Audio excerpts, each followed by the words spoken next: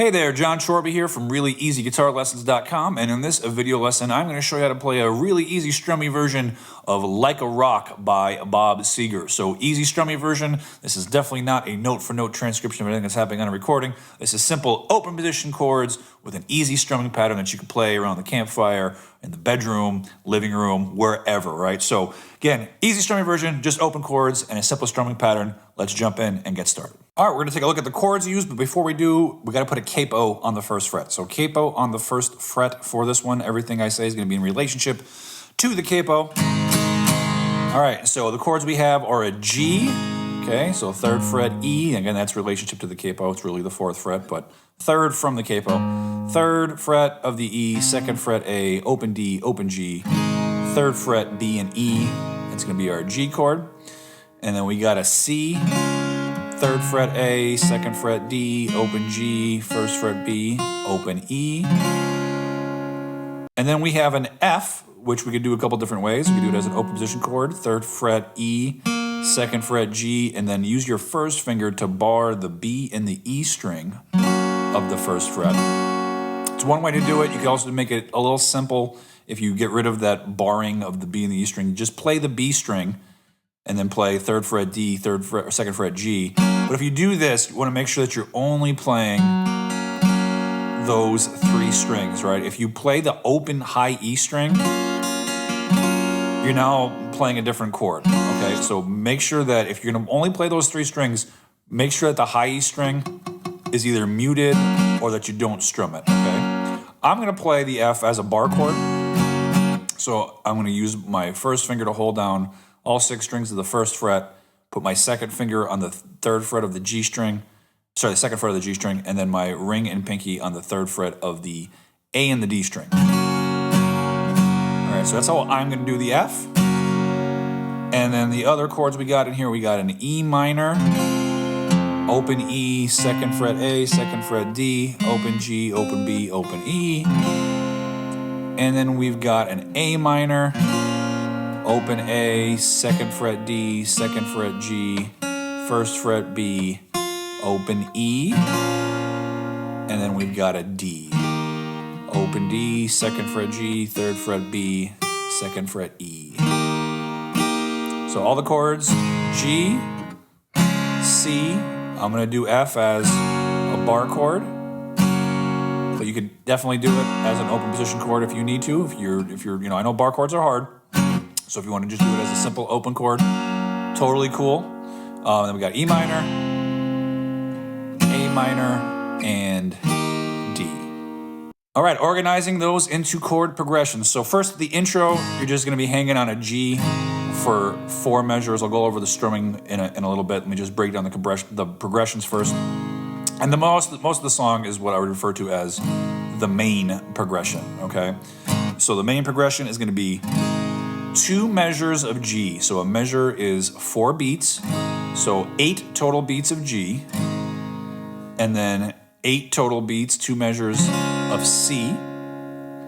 Followed by a measure of F, a measure of C, and then 2 measures of G. So G is both the beginning and the end of the progression.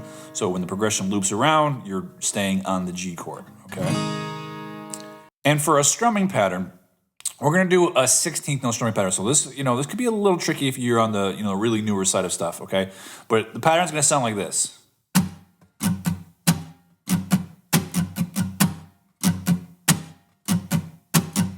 Okay, if I count that out, it's going to be 1, and 2, and E and 4, E and a 1, a 2, and E and 4, E and a 1, a 2, and E and 4, E and a 1, a 2, and if I break that down into strum motions, it's going to be down, up, down, down, up, down, down, up, down, up, down, up, down, down, up, down, down, up, down, up, down, up, down, down, up, down, down, up, down, up, down, up, down, down, up, down, down, up, down, up. So one cycle of that strumming pattern equals 1 measure. So it means you'll do it twice on the G and the C, once on the F, once on the C, and then twice on the G, like so.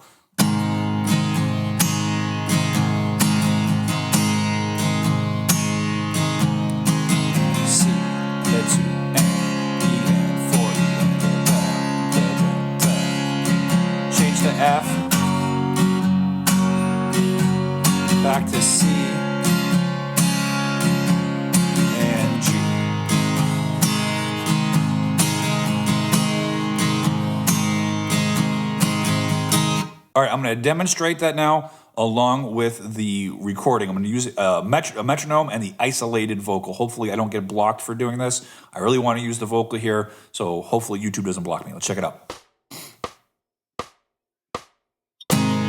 Stood there bold, sweating in the sun. Felt like a million, felt like number one. Height of summer, I never felt that strong, like a rock.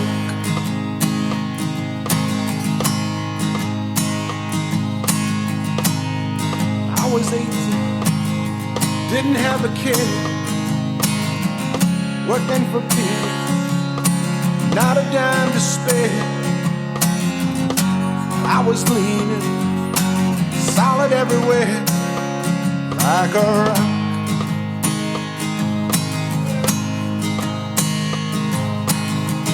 And there's one other progression in the song. It's like the bridge progression. It's going to be E minor for 2 measures, G for 2 measures, C for 2 measures, and then a measure of A minor and a measure of D. Again, you can use the same strumming pattern, so you can do the strumming pattern twice on E minor, twice on G, twice on C, once on A minor, and once on D. Go ahead and demonstrate that along with the isolated vocal on a metronome. And I stood arrow straight, unencumbered by the weight of all these hustlers and their schemes. I stood proud, I stood tall, high above it all. I still believed in my dream. All right, and that's it. There's only 2 progressions in the whole song. So a song starts with the intro, which again, you're just hanging on a G chord for 4 bars, and then you have 3 verses in a row. You're doing the main progression 1 time for each of the verse, and then you have chorus progression, which again is the main progression, doing it 1 time. Then you do your bridge progression over the guitar solo, main progression again, this time 2 times. And you have a break, which is just like your intro, hanging on a G chord for 4 bars. And then you got a 4th verse and a 5th verse, main progression, 2nd chorus, 3rd chorus, main progression, and then the outro solo, which, shocker, main progression.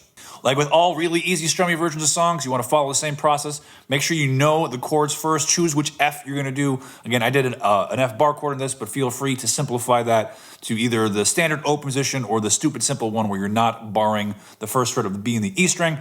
Isolate any chord changes that give you problems. So going from G to C, I know, is a very commonly difficult change for the beginner guitar player. So focus on any chord changes that give you issues up front. Your guitar playing will thank you for it in the long run. And if you're adding strumming to the equation and you're hearing long gaps of silence between your chord changes, that is always the signal that you need to work on your chord changes more. All right, that's it for this video lesson. Thank you so much for watching, and I'll see you next time.